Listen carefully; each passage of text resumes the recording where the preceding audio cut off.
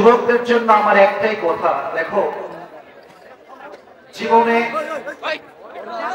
ভালো সময়ও আসবে, খারাপ সময়ও আসবে। জীবন সবকিছু মিলিয়েই চলে। জীবন কখনো এরকম হয় না যে all the days are good. No, it will never ever happen. অথবা এটাও হবে না যে all the days are bad. সব দিনই খারাপ তা নয়। আপনি হিসাব করেন যে আপনি কয়দিন অসুস্থ ছিলেন, কয়দিন সুস্থ ছিলেন। আপনি একটু হিসাব করেন যে আপনি কয়দিন খেয়ে থেকেছেন, কয়দিন না খেয়ে থেকেছেন। মানে হচ্ছে পৃথিবীতে কখনো মানুষ ভালো থাকে, কখনো মানুষ খারাপ থাকে। আর সর্বাবস্থায় আমরা শুকরিয়া আদায় করবো একজনের আওয়াজ দিয়ে, বলেন তুমি কে?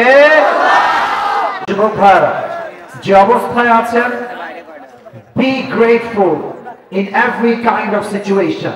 যা আছে জীবনে তাতেই আমরা খুশি। বাট হ্যাঁ, নিজের জীবনটাকে পরিবর্তন করার চেষ্টা করতে হবে। অনেক যুবকের জীবন দেখবেন শুরুই হয় ফজরের নামাজ ছাড়া। ঘুম থেকে উঠে 12টার সময় প্রথমে উঠেই মেসেজ সিন করে গার্লফ্রেন্ডের, প্রথমেই বলে যে জান গুড মর্নিং। ওদিকে এশারের নামাজ পড়ে নাই, এদিকে ফজরের নামাজ পড়ে নাই।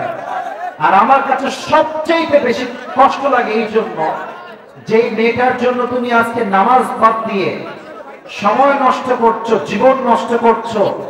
মাথায় রাখবা, আজকালকার মেয়েরা যেমন ভদ্র তেমন চালাকও বটে।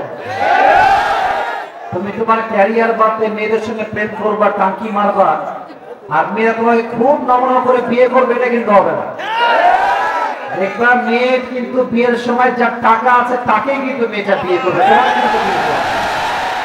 এই জন্য আমি বারবার বলি, ফোকাস অন ইউর ক্যারিয়ার, নিজের জীবনকে সুন্দর করার যুবক ভাই।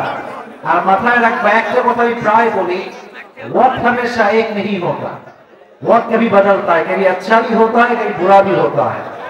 সময় সব সময় এক রকম থাকে না। দুই নম্বর, আমার যুবকদের জন্য একটা মেসেজ, আমার চেহারার দিকে তাকা। আরে ভাই, যতটুকু দেখা যায় আমার এই মুখে এটা কি ওই দিন কই যায়,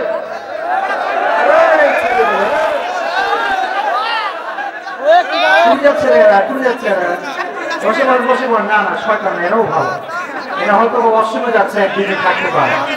বাট আমার বিশ্বাস যারা এখন আছেন দোয়া করে যাবেন তো ইনশাআল্লাহ। তোমাদের জন্য 2 নাম্বার মেসেজ, আজ থেকে তোমরা দাড়িটা রেখে দাও। হাত কোথায়? হাত দিয়ে বল ইনশাআল্লাহ। বাটপারি করবেন না আমার সাথে, মেহরবানি করে দাড়ি রেখে দেন। আমি জানি অনেক মেয়ে দাড়িওয়ালা যুবক পছন্দ করতে চায় না, এটা আমি জানি। যারা দাড়িওয়ালা পছন্দ করে না, মেয়েরা যেহেতু আমাকে শুনছে, I am so sorry to say like this, I am so sorry, but আপনার রুচিতে সমস্যা আছে, আই এম সো সরি। যদি কোনো মেয়ে কমেডি হাসতেছে কেন, আপনার হাসবেন না, আমার কথাকে বুঝবেন।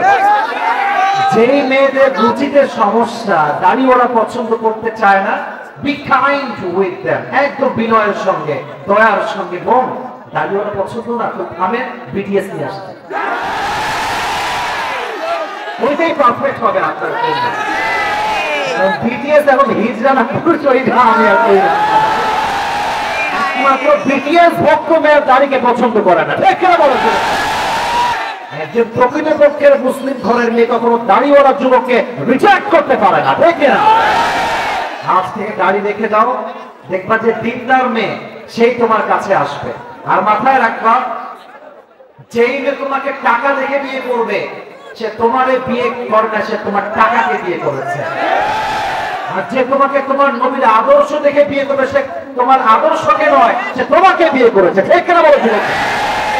আমার কথা হচ্ছে, যেই মেয়ে যুবককে নবীর সুন্নত দেখে বিয়ে করবে, সেই মেয়ে তো খাদিজার মতো মেয়ে হওয়ার একটা সম্মান পাওয়ার যোগ্যতা আছে, ঠিক কিনা বল? আজ থেকে একটা ওয়াদা করে নেই, তারপর তাফসীরে ফিরে যাবো ইনশাআল্লাহ। আমার সঙ্গে ওয়াদাটা একটু মন খুলে, এই যে বুকে হাত রাখেন, বুকে হাত রাখেন, বুকে হাত রাখেন।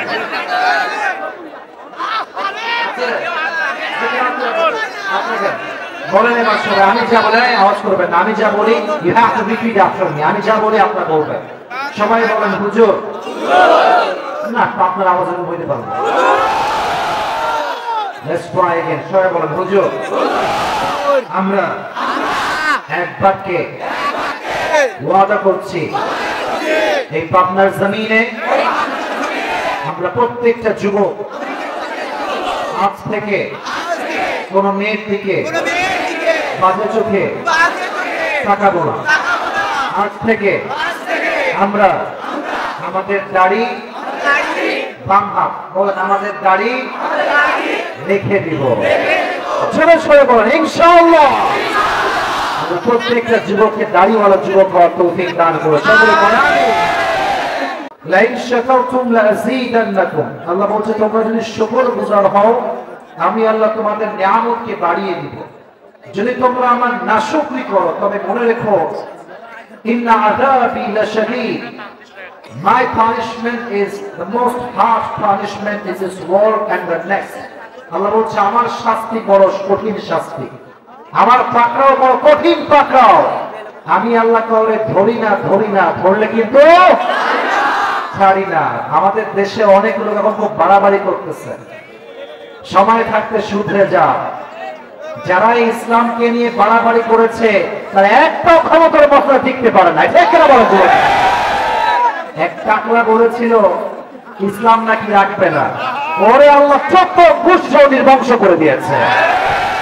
এক নর্তকী সারা জীবন নর্তকীগিরি করে সংসদে গিয়ে ইসলামের বিরুদ্ধে কথা বলে, হুজুরের বিরুদ্ধে কথা বলে। আমাদের কথা একটা, তুমি আলেম থেকে অসম্মান করবা, আল্লাহ তোমাকে ইজ্জত ছাড়া করে ছাড়াবে। ঠিক কিনা বলছো? তোমার কিচ্ছু জীবনে ঠিকবে না। এই জন্য আজকে আমরা যে সূরা থেকে তাফসীর শুনবো, সূরাটার নাম হচ্ছে সূরাতু আলে ইমরান। সূরাটার নাম একসঙ্গে বলেন, নাম কি? আলে ইমরান। শুনতে পাইনি, আরো জোরে কি নাম? আলে ইমরান। আজকে আমরা সূরা আলে ইমরান যে আয়াত থেকে তাফসীর শুনবো, আয়াত হচ্ছে 102 নম্বর আয়াত। জোরে বলেন, কয় নম্বর আয়াত? 102। এটা হচ্ছে 4 নম্বর পারা 2 নম্বর পৃষ্ঠায় অবস্থিত। আল্লাহ তাআলা বলছেন, আমি নগণ্য অধম গোলাম। আল্লাহ কোরআন থেকে কিছু কথা বলা শুরু করছি, একটু মনোযোগ দিয়ে শুনুন। আল্লাহ তাআলা বলছেন, ইয়া আইয়ুহাল্লাযীনা আমানু তাকুল্লাহা হাক্কা তুকাতিহি ওয়া লা তামুতুন্না ইল্লা ওয়া আনতুম মুসলিমুন। Allah says in this ayah, O you who believed, fear your Lord as he should be feared. And the second message is, وَلَا تَمُوتُنَّ إِلَّا وَأَنْتُمْ مُسْلِمُونَ. Don't die except as a Muslim. দুইটা মেসেজ আল্লাহ এই আয়াতে দিয়েছে। এক, কোন বিশ্বাসীরা আল্লাহকে ভয় করলেই চলবে না, ভয় করার মতো ভয় করতে হবে। এক নাম্বার। 2 নাম্বার মেসেজ, যেহেতু একদিন মরতেই হবে, কুল্লু নাফসিন যায়িকাতুল মাউত। Everybody in this world has to take the test of death. প্রত্যেক মানুষকে মৃত্যুর স্বাদ যেহেতু গ্রহণ করতে হবে, আল্লাহ বলছেন don't die except as a Muslim. প্রকৃতপক্ষের মুসলমান না হয়ে কবরে আসা যাবে না। সুবহানাল্লাহ পড়বেন না আপনারা সবাই? তাহলে এবার আমাকে হাত তুলে বলেন, কয়টা মেসেজ? 2টা। জোরে বলেন, কয়টা মেসেজ? 2টা। কেন বলছি? এর কারণ মুখস্থ করলে পুরস্কার পাওয়াটা সুবিধা হয়। ইত্তাকুল্লাহ। তাকওয়া মানে হচ্ছে কাকে ভয় করা? আল্লাহকে ভয় করা। এই তাকওয়ার হাদিস থেকে 2টি সংখ্যা পেশ করতে চাই, 2টা ডেফিনিশন দিতে চাই। What is the meaning of তাকওয়া? হোয়াট ইজ কল্ড তাকওয়া? তাকওয়া কাকে বলা হয়?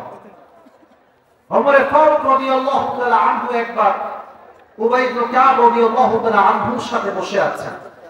বলছে, হে উবাই ইবনে কাব, কুল মা তারিফুত তাকওয়া।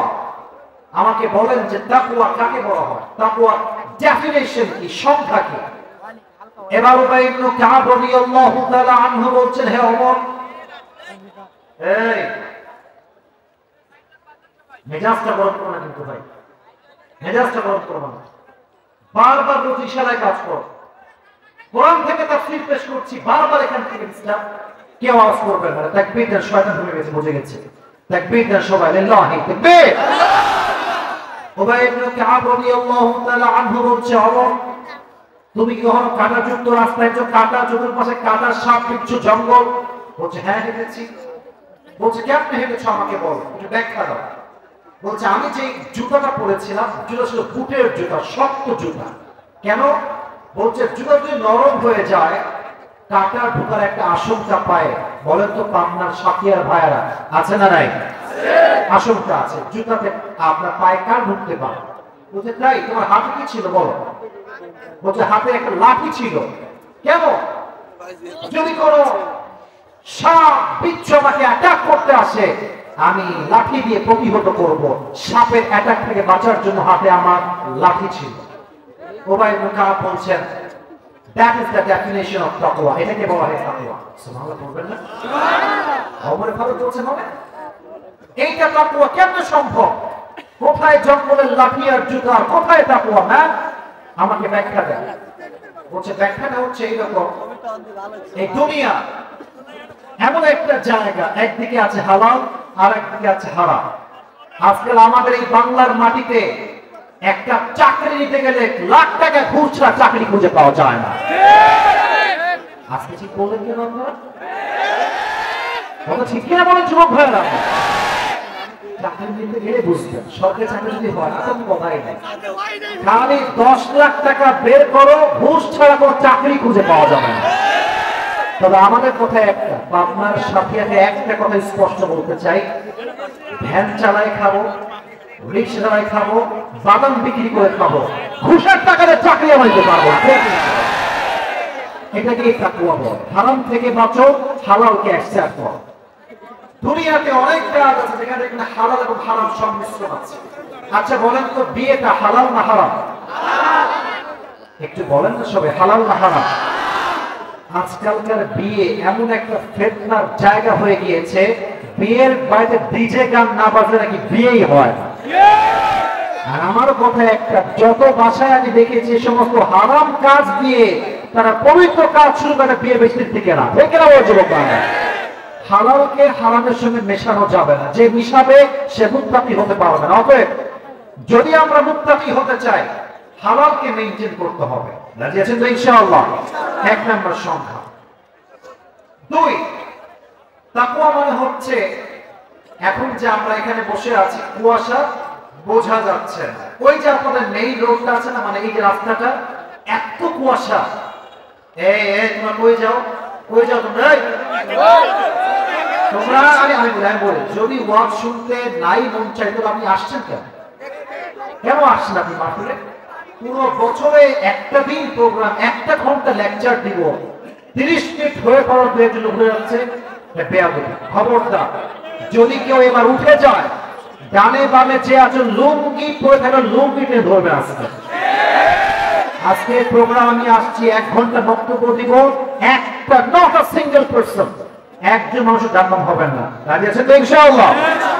তো বলছিলাম এই যে অন্ধকার রাতে আমরা বসে আছি, যদি আমরা এখানে কেউ পর্নোগ্রাফি দেখি, ব্লু ফিল্ম দেখি, নাচ গান শুনি, কেউ না দেখলেও আমাদেরকে দেখবে একজন, আওয়াজ দিয়ে বলেন তো তিনি কে?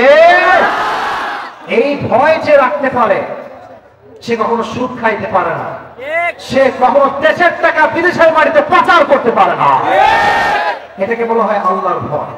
আর আল্লাহর ভয় যার ভেতরে আছে আল্লাহ তাকে কিয়ামতের দিবসে 2টা জান্নাত দান করবে। সুবহানাল্লাহ পড়বে না সবাই? যাদের হৃদয়ে আছে আল্লাহর ভয় তারা কবু পথ ভুলে যায় না। আল্লাহর প্রেম ছাড়া এই দুনিয়ায় কারো কাছে কোনো কিছু চায় না। ঠিক না বলো যুবক ভাই? রাতের আধার যারা সিজদাতে রয়, দু চোখের অশ্রুতে নদী যেন বয়, ছলনার হাত ছানি যতই আসুক, ছলনার হাত ছানি যতই আসুক, পেছনে ফিরেও সে তাকায় না। পড়ে যাদের হৃদয়ে আছে আল্লাহর ভয় তারা কবু পথ ভুলে যায় না। আল্লাহর প্রেম ছাড়া এই দুনিয়ায় কারো কাছে কোনো কিছু চায় না। ভয় করি একজনকে, তিনি কে? এই 2টা হচ্ছে তাকওয়ার ডেফিনিশন। জীবনে প্রত্যেকটা মুহূর্তে তাকওয়া লাগবে। তোমরা অনেক এখানে যুবক ভাইরা আছো বিয়ে করো নাই, যখন বিয়ে করতে যাবা খালি কি দিনদার না দেখে আটা সুন্দরী কি বিয়ে করলে বিয়েতে সুখ পাওয়া যাবে? আজকাল তো আমাদের এই সময়ে এসে মেয়েরা খোঁজে টাকা আর যুবকরা খোঁজে সাদা চামড়া। কেউ দিনদারিত্ব পাঠাতে চায়। আচ্ছা বলেন তো আমাদের ইতিহাসের ইসলামের শ্রেষ্ঠ খলিফা, বীর বাহাদুর খলিফা, নাম কি কে বলতে পারে দেখি তো? ওমর ফারুক রাদিয়াল্লাহু তাআলা আনহু। উনি একবার রাতের অন্ধকারে বের হয়েছেন খবর নেওয়ার জন্য যে রাষ্ট্রের কি অবস্থা, কে কোন অবস্থায় আছে। হঠাৎ করে দেখছে একটা বাসার ভেতরে আওয়াজ আসছে, মা এবং মেয়ে দুইজন কথা বলছে। হাদিসটা আমার যে বোনরা আছেন, মায়েরা আছেন, প্লিজ খালি আমাকে ক্যামেরায় দেখলেই হবে না যে হুজুর কথা বলতে দেখি চেহারা দেখলে হবে না। যে কথা বলছি এই মেসেজটা নিতে হবে, দেন অ্যাপ্লাই করতে হবে। ঠিক কিনা বলো যুবক ভাই? চেহারা দেখা বাদ দিয়ে আমার কথাগুলো খুব মনোযোগ দিয়ে শুনবেন, তাহলে চোখ বন্ধ করে কথাগুলো শ্রবণ করবেন। কথার মেসেজটা just try to feel it, try to understand the message that the prophet has given in this হাদিস। একটু বুঝবেন মেসেজগুলো। মেয়ে বলছে মাকে, আম্মা জান কি হয়েছে বলেন। একটা ছোট্ট দুধের পেয়ালা নিয়ে আসছে। কিসের পেয়ালা যুবক ভাই বলো দেখি? দুধ। এই হাড়ি হতে পারে অথবা বাটি হতে পারে, বাটিতে দুধ আছে।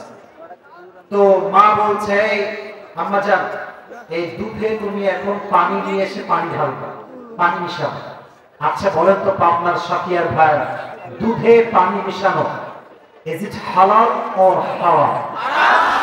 Answer me loudly, man. Is it halal or haram? তো মেয়ে বলছে, আম্মা জান so sorry, পারবো না, আমি পারবো না আম্মা জান, কারণ আমি যদি দুধে পানি মিশায় অন্যায় করি, আমাকে কেউ না দেখলেও দেখে একজন আওয়াজ দিয়ে বলেন তো তিনি কে? এবার আম্মা জান বলছে, আরে বাবা কোনো সমস্যা নাই। তো মেয়ে বলছে, আচ্ছা আম্মা জান আপনি জানেন যে অমর এই দেশের রাষ্ট্রের নিয়মে ফরমান জারি করেছে, এই দেশের কোন প্রজা দুধের সঙ্গে পানি মিশাতে পারবে না, জানেন না আম্মা জান? আম্মা বলছে, তো কি হয়েছে? অমর নাই, অমরের প্রজা নাই, পুলিশ নাই, র্যাব নাই, আর্মি নাই, বিডিআর নাই, নো ওয়ান ইজ হিয়ার, কেউ নাই, মিশাও আমি দুধের মধ্যে পানি। কিন্তু অমর গেটের বাহিরে আছে না নাই? তখন মেয়েটা বলছে, আম্মা জান সব বুঝলাম যে নো ওয়ান ইজ হিয়ার, কেউ নাই, বাট এই গভীর রজনীতে যদি আমি দুধে পানি মিশাই, অমর না দেখলে কি হবে? আমার রব তো আমাকে দেখছে। ঠিক কিনা বলেন যুবক ভাই? এই কথা শুনে অমর he was shocked, অবাক। ছোট্ট একজন যুবতী মেয়ের মাঝে এই পরিমাণ তাকওয়া। বলছে, এই প্রজারা শোনো, তোমরা এই বাসার দেওয়ালে ছোট্ট একটা দাগ দিয়ে দাও। দাগ দেওয়া হয়েছে, তারা চলে আসছে। সকালবেলা ডানে আওয়াজ করবেন না, এত সুন্দর মেজাজ নিয়ে কথা বলছি, প্লিজ আমার মেজাজটা নষ্ট করি না। পরিচয় ভাই আমার, আপনার ভালোবাসা কলিজা আপনারা। আমি পুরো বছরে একদিন আসছে, কবে আসবো জানি না। আমাকে একটা দিন 1 ঘন্টা একটু আমাকে সময় দেন, সুযোগ দেন, সাউন্ড করে পরিবেশে দেখে সামনে থাকার দিকে চাতক পাখি ও তাফসীর শুনছে সবাই। ঠিক না বলা? কি সুন্দর মনোযোগ আওয়াজটা করবেন। তো এবার সকালবেলা তার সন্তান আব্দুল্লাহ ইবনে ওমর ও চাপাদান এদিকে আসে। আজকালকার ছেলে ছেলে ইনকাম না থাক সমস্যা নেই, আব্বা বিয়ে করবো, হ্যাঁ বাবা রাজি রাজি রাজি রাজি। ওর ইনকাম আছে কিনা ডাজন্ট ম্যাটার। বিয়ের জন্য প্রথম শর্ত ইনকাম লাগবে, নিজের পায়ে কিছুটা হলেও দাঁড়াতে হবে। এই যে স্লোগান ইনকাম লাগবে না বিয়ে কর, ঠিক না। নবীর হাদিস কিছুটা সামর্থ্য আগে হয় না। তো আব্দুল্লাহ ইবনে ওমর বলছে, আব্বা জান কি হয়েছে ডাকলেন কেন? তুই কি বিয়ে করবা? তো লজ্জা পাইছে, তো মাথা নিচে দিয়ে বলছে, আব্বা জান করবো। বাট সে ভাবছে আমার বিয়ে তো হবে প্রিন্সেস রাজকুমারীর সাথে, কারণ আমি তো রাজার ছেলে। তখন অমর বুঝে গেছে যে তার ছেলে আশা অনেক হাই। বলছে, আব্বা জান আগে লেট মি ক্লিয়ার, আমি আগে বলি মেয়েটা আসলে কে। বলছে, মেয়েটা কোনো রাজকুমারী নয়, কোন প্রিন্সেস নয়, কোন রাজকন্যা নয়, সামান্য একজন দুধের ব্যবসায়ী মহিলার একজন মেয়ে, একদম মধ্যবিত্ত পরিবারের মেয়ে। তো অমরের ছেলে, আব্বা জান আমার মতো রাজকুমার কেন এরকম মেয়েকে বিয়ে করবে আপনি বলেন তো? আব্বা জান বলছে, আমার সন্তান ওই মেয়ের মাঝে যে গুণটা আমি দেখে এসেছি, এই গুণ যার বইয়ের মাঝে থাকবে সে পুরো জীবনের সবচেয়ে বেশি সফলতা অর্জন করতে পারবে। সুবহানাল্লাহ পড়বেন না তো সবাই? তো বলছে, আব্বা জান গুণটার নাম কি? আব্বা বলছে, গুণটার নাম হচ্ছে তাকওয়া। বলেন গুণটার নাম এক বাক্যে, গুণটার নাম কি? আব্বারা যারা আছেন মায়েরা, আব্বারা মায়েরা বাবারা মায়েরা please focus on my lecture. আপনাদেরকে বলছি, মাদেরকে বলছি, বিয়ের সময় নিজের মেয়েকে রাগ করবেন না, সেইভাবে উপস্থাপন করবেন as she really look like. সে যেমনটা দেখতে তেমনটা শো করবেন। কোন পার্লারে যাবেন না, যাবেন না, যাবেন না, এটা স্পষ্ট বেঈমানি, প্রতারণা কিচ্ছু হতে পারে না। আমরা বিয়ের জন্য মেয়ে দেখতে গিয়েছি, আমরা দেখছি মাশাআল্লাহ ইয়ার ये तो अभी के जन्नत से भाग कर आए কি সুন্দর ফর্সা, কিন্তু এখানে যে আটার খেলা আছে এটা আমরা বুঝেই উঠতে পারি না। ঠিক না? আমার বোন পেছনে আমার বোন আছে, প্লিজ এই কাজ করবেন না। মাথায় রাখবেন, আপনি একজন যুবককে বোঝান যে আপনি দেখতে অনেক সুন্দরী, মেকআপ টেকআপ করে, বাট বাসর পরে কিন্তু আপনার মুখে পানি মারতেই হবে। অতএব যা আছেন তা শো করে, দেখবেন যে আপনাকে আগেও ভালোবাসলো, বিয়ের পরেও ভালোবাসবে। ঠিক কেন বলো যুবকরা? আর যখন বিয়ে করতে যাবা, বেশিরভাগ যুবক তো তাই একটা কথা বলবো যুবকদের উদ্দেশ্যে, খুবই সাবধান। মেয়েরা কিন্তু কঠিন চালাক, কোন লেভেলের চালাক তুমি কিছুই টের পাবা না। তুই বলবা যে আচ্ছা আপনার কি আগে কোনো মানে প্রেম টেম ছিল, কেউ ভালোবাসতো, আপনি ভালোবাসতেন? না, না, আপনি জীবনে প্রথম আমাকে দেখলেন,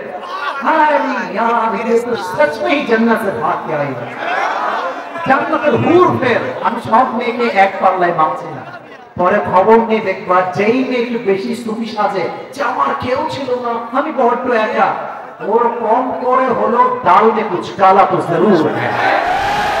সাবধান যুবক ভাইরা, ভালো করে খবর নিবা, কারণ বিয়ে জীবনে একবার আসবে, এটা খুব ভালো করে জাস্টিফাই করে করতে হবে। ঠিক না বলো? তাকওয়া দেখে বিয়ে করবো আমরা সবাই, আল্লাহ তৌফিক দান করুন। সকলে বলেন আমিন। বলুন তো আমাদের ইসলামের প্রথম খলিফা তার নাম কি, কে বলতে পারবে? শুনি না, এক বাক্যে বলতে হবে কি না? দেখেন আবু বকরের তাকওয়ার লেভেলটা কত হাই। আবু বকর রাদিয়াল্লাহু তাআলা আনহু সিদ্দিক, তার উপাধি হচ্ছে সিদ্দিক, সিদ্দিক আকবর। তার বউ আসছে, ইয়া খলিফাতুল মুসলিমিন, একটা আবদার আছে। কি আবদার? বলছে আপনার সন্তানরা আপনার কাছে সারিদ খেতে চায়। সারিদ হচ্ছে the most expensive food in Arabic world, সবচেয়ে দামি খাবারের নাম হচ্ছে সারিদ। আমাদের দেশে মুরগির গোশতের দাম বেশি না গরুর গোশতের দাম বেশি? আমাদের দেশে ব্রয়লারের দাম বেশি না গরুর দাম বেশি? যুবক ভাইরা, তৎকালীন সময় আরব বিশ্বে সবচেয়ে দামি খাবারের নাম ছিল সারিদ। আমার দেশে প্রধানমন্ত্রীর নাম হচ্ছে শেখ হাসিনা। যদি ওনাকে কেউ বলে, ওনার ছেলে, যে আপনার যান আমি গরুর গোশত খাবো, তো প্রাইম মিনিস্টার যদি বলে যে আমার কাছে টাকা পয়সা নাই গরুর গোশত কিনা, এটা কোন জনগণ বিশ্বাস করতে পারবে? যুবক ভাইরা পারবে? পারবে? পারবে না। কিন্তু আবু বকর কি বলছে দেখেন, বলছে আমি যে সারিদ কিনে খাওয়াবো 2 পয়সা আমার কাছে নাই, মাফ চাই, কিচ্ছু নয় আমার কাছে। তারপর বলছে, হে আমার প্রিয় স্বামী, রাষ্ট্রের কোষাগারে কোটি কোটি টাকা আছে, নিয়ে আসুন কয়েক টাকা আমাদের জন্য। বলছে কত বড় সাহস তোমার, কি বললো তুমি এটা? রাষ্ট্রের টাকা আমি মেরে খাবো? আমাকে কেউ না ধরতে পারলেও ধরতে পারবে একজন, আওয়াজ দিয়ে বলেন তো তুমি কে? এই কথা বলে তিনি বাড়ি থেকে বের হয়ে গিয়েছে। দীর্ঘ 3 মাস পরের কথা, দীর্ঘ 3 মাস পরে তার বিবি তার সামনে একটা প্লেট নিয়ে আসে, প্লেটে সারিদ, কয়েক টুকরা সারিদ রাখা আছে। বলছে এই নেন খান, আপনি সারিদ করুন। তো বলছে আরে সারিদ কই থেকে আসলো, আপনি টাকা পয়সা কিচ্ছু দেন, আপনি পাইলা কই থেকে এই টাকা? আচ্ছা আমার অনেক ভাইরা প্রবাসে থাকে, বিদেশে থাকে, থাকে না? থাকে না? থাকে না? থাকে না? অনেকে ঢাকায় থাকে।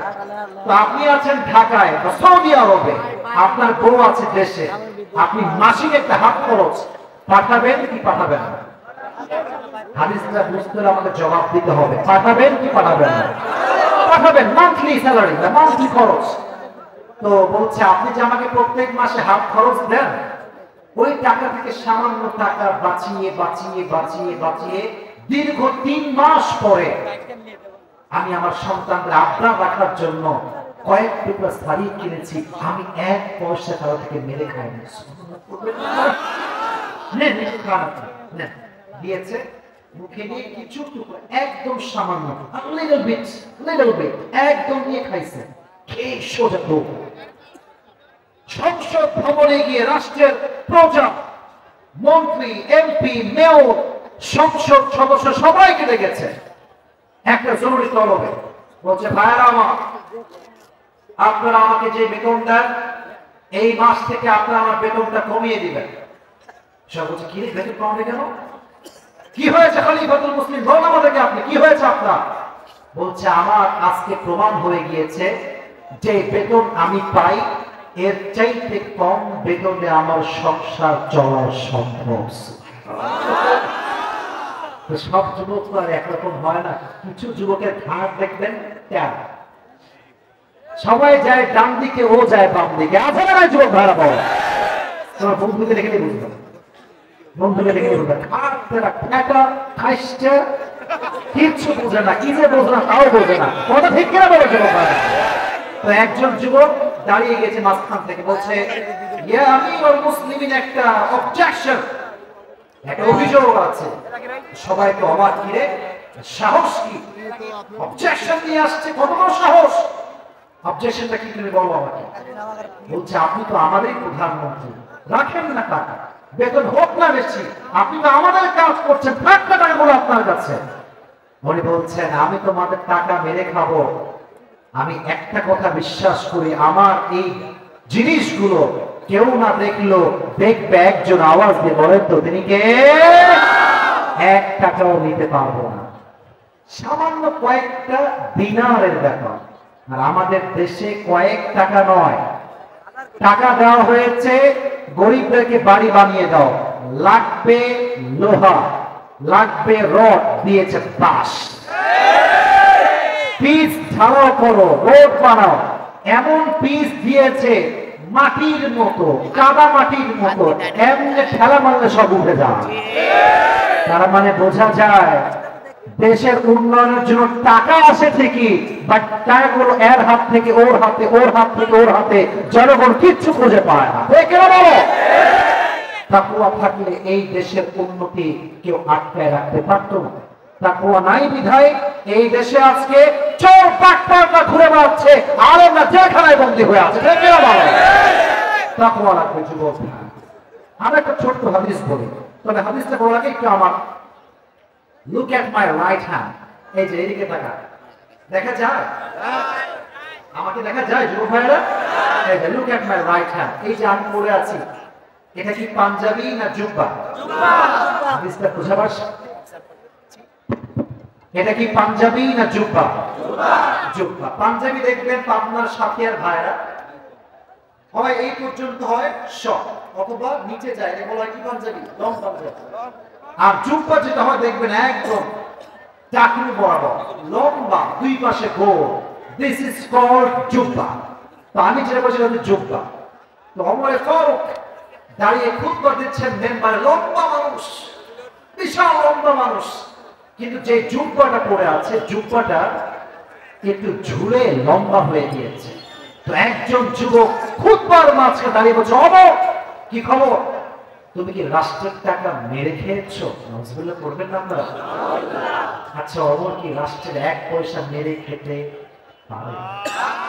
বুঝি নাই। পারে পারে পারে পারে পারে কোনোদিনও পারে না। তো দেখেন প্রধানমন্ত্রীকে কি কথা, তুমি কি রাষ্ট্রের টাকা মেরে খেয়েছো? প্রধানমন্ত্রীর রিঅ্যাকশন কি? জাস্ট একটা মুচকি হাসি। সুবহানাল্লাহ পড়বেন না আপনারা সবাই? আর আমাদের দেশে প্রধানমন্ত্রী ইয়ার ইয়ে তো বহুত দূর কি বাত হ্যায়, কয়েকটা দেখবেন চামচা আছে, পার্টি নেতা আছে, এরা যখন বাইক নিয়ে টান মারে না পুরো রাস্তার বাপের কেনা রাস্তা, ভাবে বাঁচে না। আর বলে, তুই আমাকে চিনিস? একটা ডায়লগ, তুই আমাকে চিনিস? আমি কোন নেতার ছেলে? তোর বাপ কে চিনে? তুই কে? তোর পরিচয়? তোর পরিচয় কি রে? কথা বল। যে নিজের পরিচয় বড় হতে পারে না, সে কোন বীর পুরুষের সন্তান হতে পারে না। তো পাশ থেকে আব্দুল্লাহ ইবনে ওমর দাঁড়িয়ে গিয়েছে, বলছে, এই ভাই থামেন, আপনার জবাব আমি দিচ্ছি। বলছে, প্রত্যেক বছর আমার জন্য, বাবার জন্য 2টা করে জুব্বা বরাদ্দ হয়। ওই যে 2-3 জন কই যায়? তোমরা কি চাচ্ছ আমি ওয়াজটা এখনই শেষ করে দেই? না, দেখেন আমি বলি, আমি আমার কথা ক্লিয়ার করি। আমার ওয়াদা, কমিটমেন্ট একটা, যে আমি আমার লেকচার 1 ঘন্টায় দিব, চাই 2-1 উঠুক কিংবা না উঠুক, ডাজন্ট ম্যাটার, বাট আমার বক্তব্যের হাদিস কিন্তু এখনো শেষ হয়নি। যদি আপনাদের খুবই ঠান্ডা লাগে, হুজুর আর পারছি না বসে থাকতে, 1 ঘন্টা তো হয়ে গেল, শেষ করেন, তাহলে শেষ করব। আর জীবন না হুজুর করে যান, করে যাব, কোনটা হবে? চালিয়ে যাবো ইনশাআল্লাহ। এইদিকে টাকা তো বলছে প্রত্যেক বছর 2টা, বাট এবার যে জামা আব্বাজান পেয়েছে জামাটা খুব শর্ট। তো রাষ্ট্রপ্রধান যদি শর্ট জুব্বা পরে, এটা তার ব্যক্তিত্বের সাথে যায় না।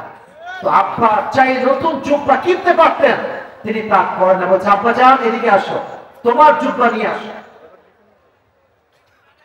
এটা হচ্ছে বাবার জুব্বা, এটা হচ্ছে ছেলের জুব্বা, নিয়ে আসছে। দর্জি কোথায়? দর্জি আসে, বলছে এই যে আমার জুব্বা একটু একটু শর্ট হয়ে গিয়েছে, আমার ছেলের জুব্বাতে একটু কাটে, কেটে এটা আমার সাথে তালি লাগায় যায়। ওমরে ফারুক তালি দিয়ে জুব্বা পড়েছে। রাষ্ট্রের 1 পয়সা শুধুমাত্র তাকওয়ার জন্য কখনো চুরি করে নাই। সুবহানাল্লাহ পড়বেন না তো সবাই? দিস ইজ কল্ড তাকওয়া। কেউ না দেখলেও আমাকে দেখছে একজন, আওয়াজ দিয়ে বলেন তো তিনি কে? তাহলে তাকওয়ার ক্ষেত্রে আমি একটু শেষ করে দেই, ক্লিয়ার করে দেই কথাগুলো। তাকওয়ার ডেফিনেশন হচ্ছে 2টা। 1, হারাম থেকে বাঁচা, হালালকে গ্রহণ করা। 2, তাকওয়া মানে হচ্ছে কেউ দেখে না, কেউ শোনে না, শোনে একজন, আওয়াজ দিয়ে বলেন তো তিনি কে? প্রথমে জানলাম বিয়ের ক্ষেত্রে একটা গুণ লাগবে। এই সবাই বলেন গুণটার নাম? মরে গেছেন আপনারা সবাই? আমি আবার প্রশ্ন করছি, গুণটার নাম কি?